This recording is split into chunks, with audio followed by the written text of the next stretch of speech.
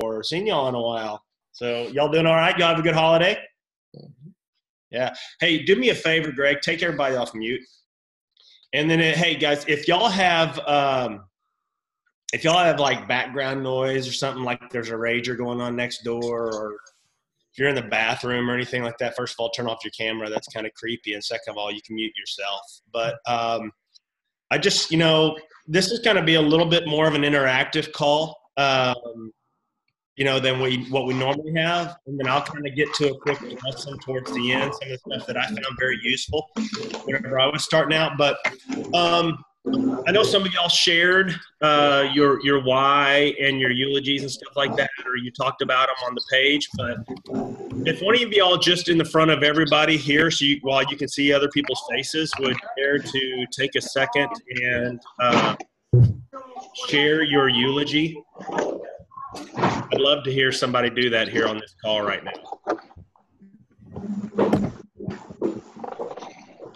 I'm not asking about Success Club trips. I'm asking about how you want to be remembered, guys. Come on. I'll sit here. I got 30 minutes. Then I'm going to go watch the Arrow with my son again. I can go if you want me to. All right. That way to step up, Carrie. All right.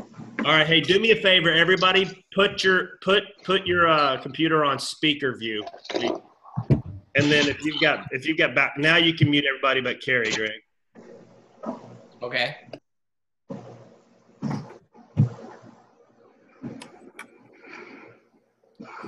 Ready?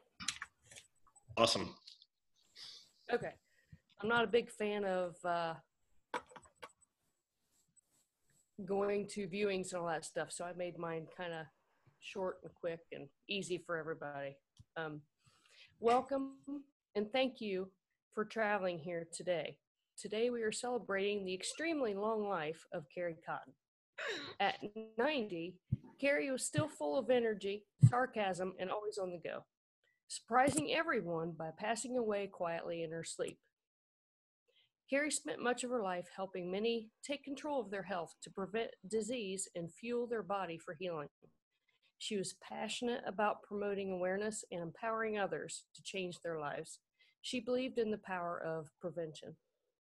In doing this, she worked hard to be a role model and create a legacy for her daughters who continued her work and have become successful in their own rights. Carrie loved to travel and finally retired to the beaches of North Carolina with her husband, Nate, where we will soon be spreading her ashes. In this beachside community, she became known for her work and support of local wildlife, most importantly, the conservation of sea turtles. Her last wishes were to be buried at sea and to cover the cost of your travel here today, to enjoy one last vacation with her. Enjoy and live life to the fullest.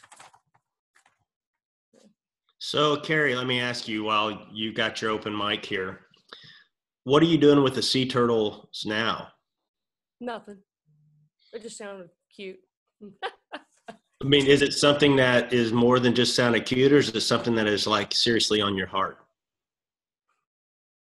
No, I mean, it would be great to, retire to a beachside community and then, help the community somehow. Mm-hmm. So, I mean, I've read up on stuff like that, and that would just be something interesting, like a little hobby. Yeah. And I'm not, and please don't think I'm belittling a eulogy, Mm-hmm. but I think there's something more important deep down inside of you, and your smart assness likes to come up with funny stuff. And I think that's awesome. I'm the same way, but whenever, let's say one of your beautiful children are up there, or all of them, delivering this eulogy, they're going to talk about the mom that left a legacy in their life and not about a person who liked wildlife.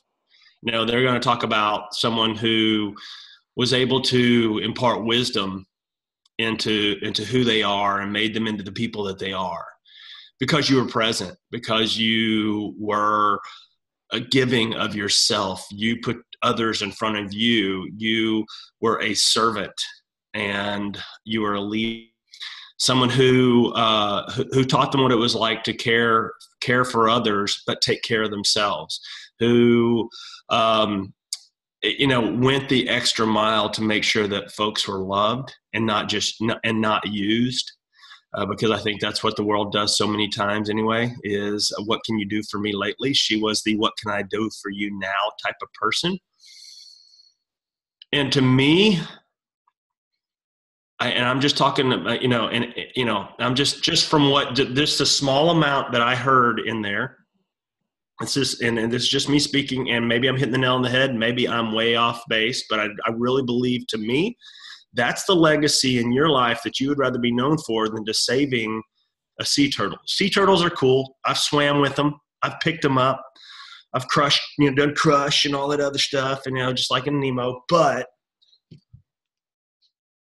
in my eulogy, I want to be known what I did for the legacy of people. Now, I love animals. Don't get me wrong. I got 3 dogs that probably don't deserve to be here, but I love them to death. And I love other animals, especially ones that taste good. But anyway, the things that are important to us and what drives us to be who we can be, because the theme for this year, frankly, needs to be uncomfortable. That should be it. Pure and simple, uncomfortable. Okay? Because that's what life is. Life is uncomfortable, and the only way that we can truly leave a legacy is to do some of the uncomfortable things now and help people steer away from those things, or to make those uncomfortable things less uncomfortable. And that's what we do for our kids. It's like I was talking to my 13-year-old is my shadow. Okay? And one of he and I have some deep conversations. It's pretty cool. But one of the things we talk about is, my job as a dad is to leave you better off than I was. And it's not with money and stuff. It's to make them a better person than I was. And I'm trying to be a damn good person. So, Carrie, that's what I see with you. And when you read that, that's kind of the Carrie that that if it were me listening to your eulogy that from your kids, that's the Carrie that I would want to remember. Yeah, so you see what hobby kind of thing, and not. Okay. And so that's great. My hobbies are riding motorcycles, but nobody gives a shit about that at my funeral. I mean, I know that sounds harsh, but it's true.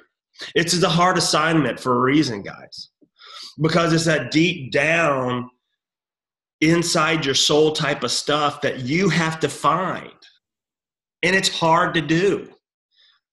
Eulogies are hard to think about. And I know when you guys heard me say, I want you to write your eulogy, you're like, you're rolling your eyes, because I did the same thing. I'm like, you're off your rocker, dude. Why do I want to write this type of stuff? Okay, let me just put some stuff on paper. And I got exposed when I read it. It wasn't until a good friend of mine, Keith Williams, read his. I wept like a baby. And I realized, oh my gosh, that's what it's supposed to be. And it wasn't until I read my mom's that I had to write that I realized what somebody wants to be known for.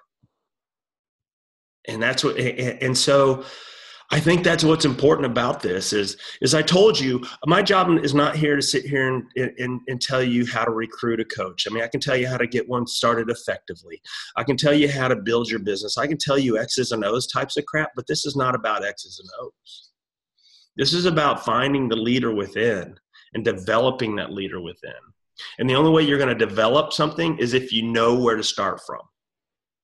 And that's why we're digging this type of deep stuff and figuring out, because you need to figure out your why, you need to figure out your vision, and you need to figure out what you want to, what mark you want to leave on this world. And I'm not preaching to you, Carrie. I'm preaching to everybody now. So I'm not getting on to you. But that's what I'm saying is you got to figure out what legacy you want to leave, because you are going to be uncomfortable.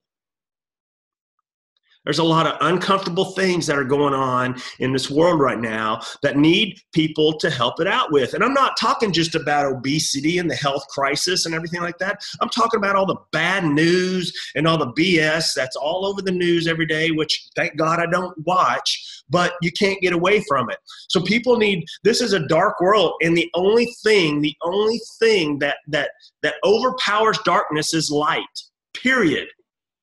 And we all need more to be more light in the world.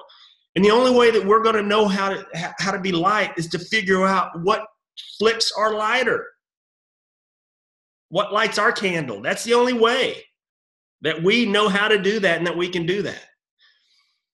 And so you got to be passionate about something in order to be successful.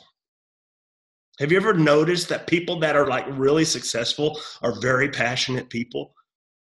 Okay? Bill Gates, he might be a stick in the mud, but you get him in a closed room, or you get him in front of even on a closed room, you get him in front of a group of people where he's talking, and the dude is charismatic. He's brilliant. I mean, you're like going, this dude's a nerd, but he is brilliant. He's passionate about something. He's passionate as hate for Apple. That's why Microsoft was so successful. Why was Apple so successful? They hated Microsoft. Okay? Why is Susan G. Komen, that foundation, so successful? Because they hate breast cancer. Because Mrs. Brinker, Susan G. Komen's sister, hated cancer so much, she wouldn't take no for an answer. She wouldn't take no from the NFL. She wouldn't take no from anywhere, from anybody. Why is St. Jude so successful? Because they hate seeing children die. Hate is a passion. Hate can be great, just as good as love. So that's what I'm saying is I want you guys, when we're talking about these eulogies, when we're talking about these visions, and we're talking about any and all of this stuff, I want you to tap into some deep stuff. And again, I put Carrie on the spot, or anybody on the spot, to read this, but I wanted to do it for a reason. Because either, number one, we were going to get a lesson on what it's supposed to, and get to know who you are. Or number two, you're really going to see, okay, maybe mine was kind of like that. I want to go and dig a little bit deeper. But regardless, it's you're not writing my eulogy, okay? You're writing yours. And so you need to know who you are and who you want to be and what legacy and mark you want to leave on this world. Because if we don't know what legacy and mark we want to leave in this world, we're just a stain. Okay? So anyway, thank you, Carrie, though, for sharing. You may not raise your hand. No, seriously, and I mean this with the utmost respect, is I respect you for saying that. I loved it. And I love to laugh at funerals. And whenever I did my mom's eulogy, it was a celebration. Okay. But it was something that I got to spend the last few years of her life with her, and actually the last really, 6 months of her life, really being around her a lot, even though she was the shell of the person she had Alzheimer's. And she was young. And so, but seeing how someone who she was when she was all there, if you will, and then seeing who she was when she wasn't, and seeing the care and the love that really came out when her mind wasn't, she had no filter, and seeing how she made people smile and the effect she had on the people around. People came in from 25, 30 miles away on their day off when they found out she passed. You want to talk about leaving a legacy? That's the kind of lady she was. That's the kind of the kind of people you have to be. Is even when somebody's got their hand in front of your light's still going to shine. And that's what you got to be known for. And that's the only way people are going to follow you. Do you get what I'm saying? That's the only way people are going to follow you, is if they truly see who you are. They truly see how much you care for them, no matter what you have to gain or lose from it. That you bring a smile to people's faces because you're in the room. And it's hard to do, especially us guys. I'm sorry. But you know, Michael and Greg and Armando and Tom and Steven, who was on here earlier, we're at a disadvantage because we like to scratch and burp and all this other stuff that nobody wants to be around. So we have to be chameleons. And we have to learn to really love people and open up. You women have us so much better than we do, by and large. Now, there are some women out there that can put us to shame. But by and large, y'all are relational. We aren't. We have to learn that stuff. So by the way, if your husbands ever want to come on one of these and want to be read the riot act of why they should support you in this business endeavor, feel free. I can, believe me, just have them come to one of my summit speeches and tell me, I'll call them a dumbass to their face if they're not supporting you. But anyway, I digress. But that's really what, I mean, that's it. I mean, you want to know how to make $1 million in this business? Be a freaking bright, shining light, period. It doesn't matter if you're selling a challenge pack, a bag of Shakeology, or hope, because that's all we are. We peddle hope, period. That's what we do. We sell hope. And I mean, there's a great Christian song out there that says, hope's what we crave. And that's truly what anybody craves, is hope. Hope, that's why everybody loves January 1st, hoping that the new year is going to be better than the last. Hope that maybe they can, for new beginning. Hope that things are going to be better this year than they've ever been. Hope that I'm going to do things differently. That's why everybody loves New Year's. Not because they're off of work, even though I guess that's cool.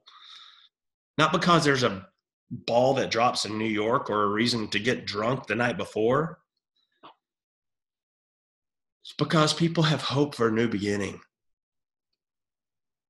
I mean, that's it. So what we have the opportunity to do as coaches,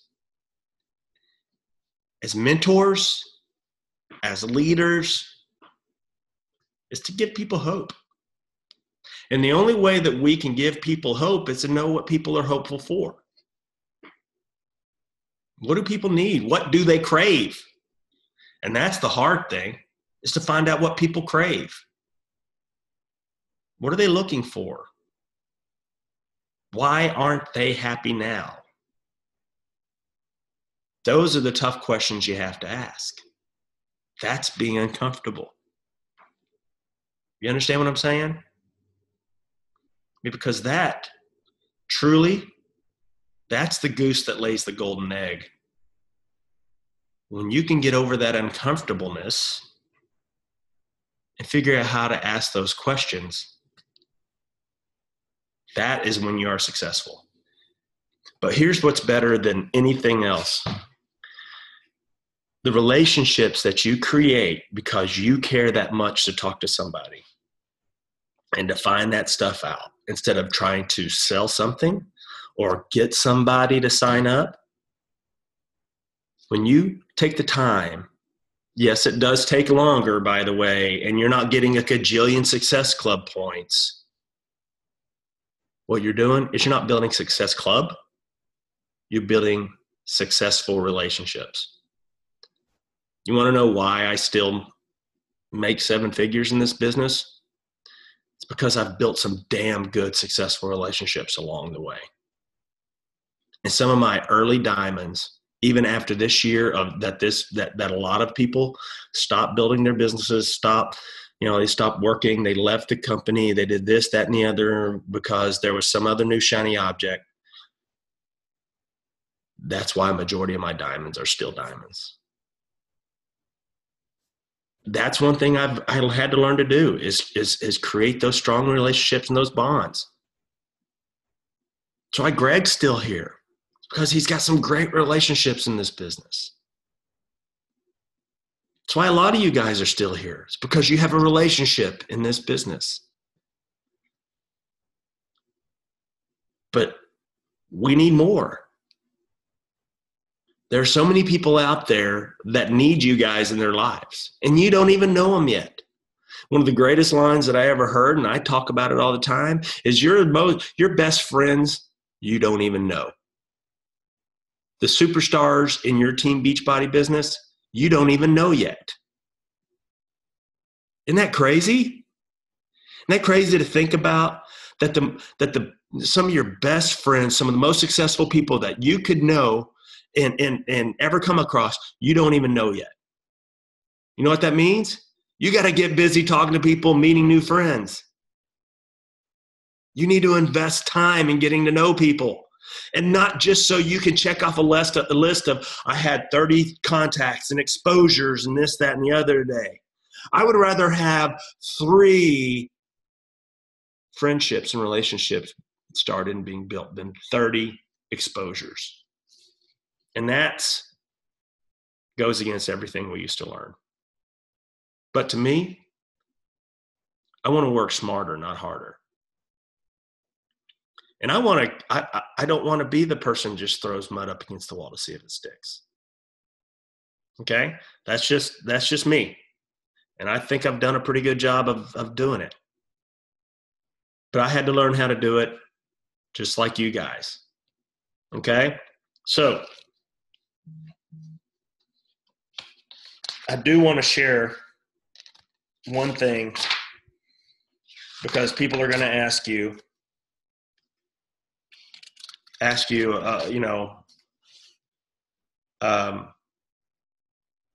are going to ask you why, when you say, you know what, I've gotten to know you really well. I've gotten to know what your heart is and what you want to be known for. I've gotten to, and when you talk to them about it, you go, you know what, I'm doing this thing. I just see you being on my team and us being work together, and I think it'd be awesome. I'd love you to check it out. They're going to ask you, why should I do this? And I think you need to have a good answer to it, other than because I think you can make some money, or I don't know, I just think you'd be great.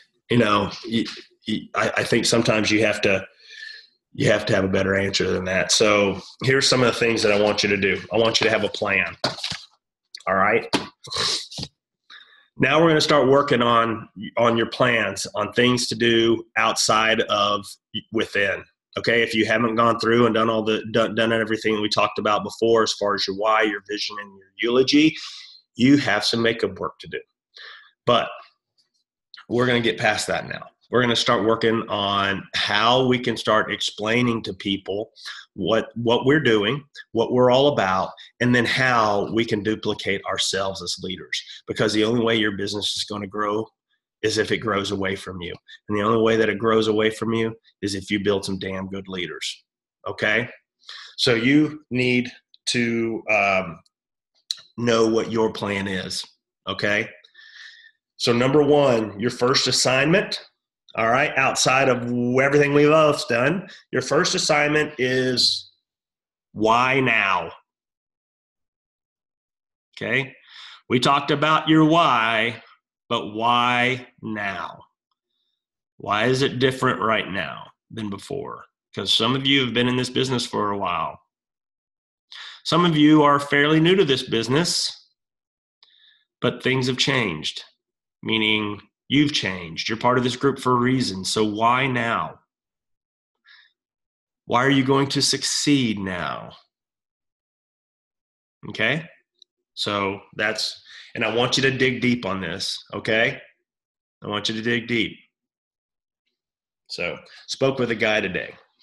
I'll just share this with you, okay? You want to know why this guy's got a big why? Because his oldest daughter, she's had lymph nodes removed. She had thyroid cancer. And then after that, they found out that she had uterine cancer, so she had a full hysterectomy. And while the hits just keep on coming, guess what they just found? They found that she has a cerebral aneurysm behind her eye. So now she gets to go have a brain surgery to repair the aneurysm. You want to know why he works his ass off? Because his oldest daughter is a warrior and a fighter and keeps getting bricks thrown at her, but is still standing. That's why. So if you have kids, that's your why. They could be healthy as a day is long. God bless them. I think that's awesome. But what you do is you prepare, not for the shoe to drop, because that's anxiety and you don't need that in your life. I'm telling you from firsthand experience. You don't need anxiety in your life. But what you do is you have a damn good preparation. Because if the shoe doesn't drop in your lifetime, you can surely set your kids up pretty nicely later on. Okay? And it's not about Mercedes, and it's not about BMWs, it's not about big houses. It's about security. And that's what you're building, is security for your kids. So I just wanted to share that with you for a little bit of why now. That's what his why now is. What are your goals for the next 6 months? It's January 2018. What are your goals for the next 6 months?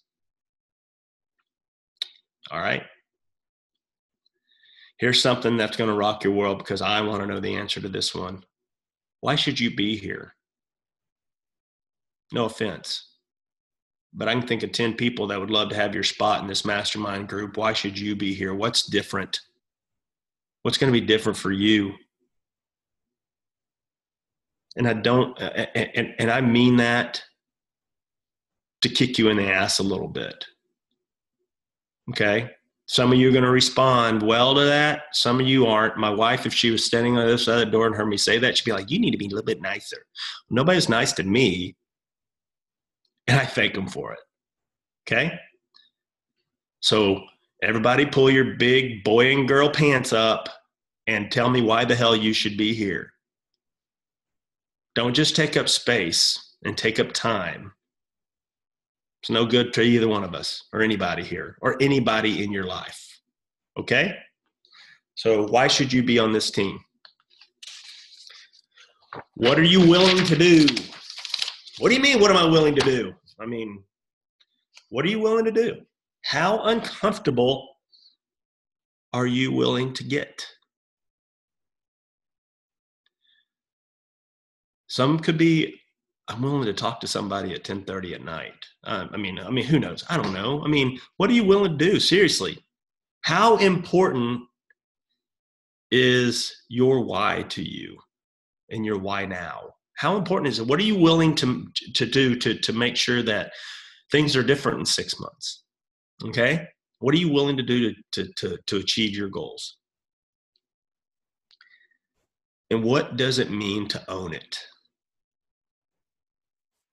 What do you think it means? Okay? This is your business, not my business. What does it mean to own it? And Lisa, I don't know how you're freaking writing this down in that dark room. Holy cow. Anyway. All right. So what do you think it means to own it? All right. Now, next, draw 5 lines on that same piece of paper. And I want you to list your top 5 resources. Okay? It's going to take some time. You got to identify who your resources are in your business. If they're not in your business yet, identify who they're going to be. And if you don't have anybody, find somebody. Know how you find somebody? You get to know people. All right? This is your top 5 players. Okay? You know why I want to know who your top 5 players are? Because I'm going to do the same damn thing with them. Do you understand me? This group needs to be 5 times bigger. So that means that everything you learn, I will teach them if you're here by the end of it. Do you understand what I'm saying? What do you think that could do to your business if you know, the things if I teach them to be racehorses, teach them to be leaders, to be passionate about success and to be passionate about people, what do you think that could do for you? Okay. So that's who, oh, by the way, these people need to be people that you know are going to succeed. Okay. They're going to run the race and they're going to frickin' win it. They're your secretariats. Three things to remember. I want you to remember that momentum is the key. Okay. This is our harvest time. You know, January, February, up through Super Bowl. And actually, we get a bigger bump right after Super Bowl. But this first quarter is our harvest time, and this is our time to make momentum. We're a fitness company, for freak's sake. How many Bowflex commercials do you think I see when I'm watching football? How many, if I'm listening to the radio, I've heard 5 Advocare commercials already. I've heard Carl on the radio talking about Beachbody On Demand. I've heard all this stuff, okay? This is our time. This is when a majority of people are thinking more about their health and fitness goals. This is your opportunity to be that light in their world, okay? This is the time to gain momentum, and momentum is the key. Okay, Darren Hardy, and you may not have seen this, or you may have seen this analogy, but I'm going to just bore you with it again. The old-time water handle pumps, when you pump water, okay?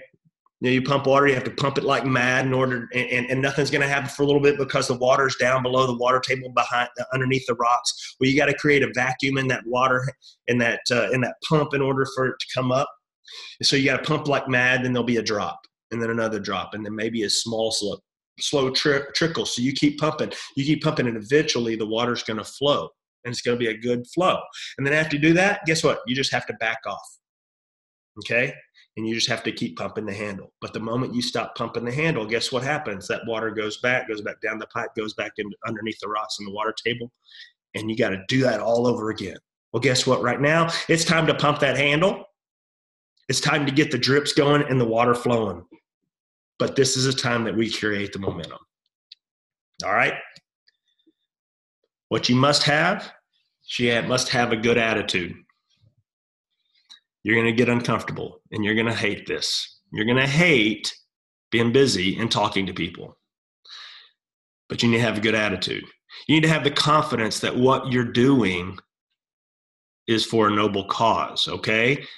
I know I sound like my son's got me watching this Arrow show from, I don't know, I'm a superhero guy, so he thought I'd like it. So anytime I get a chance to spend time with my son, and it's 20 degrees outside, we can't go outside and play, we may watch a little TV. Of course, I get my computer and I'm doing work. But anyway, but it's a noble cause. You're helping people. You're being a light in people's world, okay? Be confident in that. Be confident in who you are and what you're about and what you stand for, and that you're doing the right thing. Even though some people are going to laugh in your face, may talk behind your back, may turn their back on you or reject you. Be confident that you're doing the right thing, and have faith. Have faith in yourself. Have faith that things are going to work out. Okay? Because faith is believing in things that are unseen. All right? And maybe success in your life is unseen. Maybe true freedom is unseen because you've never experienced it. Have faith and believe that it can happen and that it will happen. All right? Okay? We must finish what we start. No excuses. We must finish what we start. You started this thing, and I said some of y'all may not be here at the end. Now I'm telling you, you have no excuse. You finish what you start. What does that mean? Guess what, ladies and gentlemen? This business is going to get hard. You're going to have friends in this business that get out, and it hurts. You're going to have 10 and 15-star diamonds in your organization that you love like a brother or sister that leave and steal some of your people. It hurts. No excuses. You continue to plow on. Why do I tell you this? Because it's happened to me, and it's going to happen. And it sucks. And you want to hunt them down, because my wife bought me a great shirt. It's a little small now, but it says Papa Bear on it. I want to go rip freaking people's hearts out when they do that type of stuff. I get pretty bent. But guess what? I'm still here. And I'm going to finish what I start. And that's what makes this business kind of fun too, is because you get an opportunity to reinvent someone special. So finish what you start. No excuses.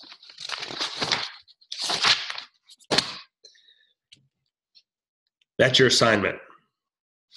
Next, I'm going to explain what this business is all about next time we talk. You think you know what it's about. You think you know it's about workouts and stuff. No, I'm going to teach you. And I've got like 7 pages of notes to go through next time. So we'll go through that. So anyway, it's cool to get back into this. 2 weeks off, come out with a little bit of piss and vinegar, but it's always fun. And just hey guys, here's the deal. That page, the mastermind group, that's there for you. That's not there for Greg and I. That's there for you guys. Because y'all are going to have something that pops up, and y'all are the better y'all are the masterminds, okay? Because some of y'all are going to go through something in your life. That is going to help somebody, okay? One of the best things I heard ever was never waste a hurt. Never waste a hurt.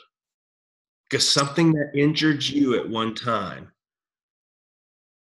could help somebody else. That's why I believe God put me through a lot of the stuff that he's put me through, whether it be with my mom or in, injuries and in sports and ending that career, and drug me through hell of being broke and almost divorced and losing my kids. And I think all those things happen for a reason. Okay. Losing my father, do all this stuff. I think all those things happen for a reason. And I had to find out the hard way. And I had my good friend tell me, never waste a hurt. And more times than I can count, I've talked to somebody where I've been able to share, or better word would be empathize with what they're going through. So you guys are going to come across people who are going through something that you have no idea what it's about. But I can promise you somebody in here has. So feel free to share on the page. Hey, I just came across somebody that is going through this. Does anybody here have any experience with that? And you can take it offline and into a message, or you can share it on the page. But once you become part of a family like this, families share experiences, and that is the only way that we get through it. All right. Greg, is there anything else, bud, before we sign off? No, thank you. All right. Awesome. Well, guys, thanks so much for being here. Thanks so much for going through this. Carrie, again, thanks so much for sharing. And we will see you guys next Wednesday night. All right. Do your homework. We'll see y'all later. Take care. Bye, guys. Bye.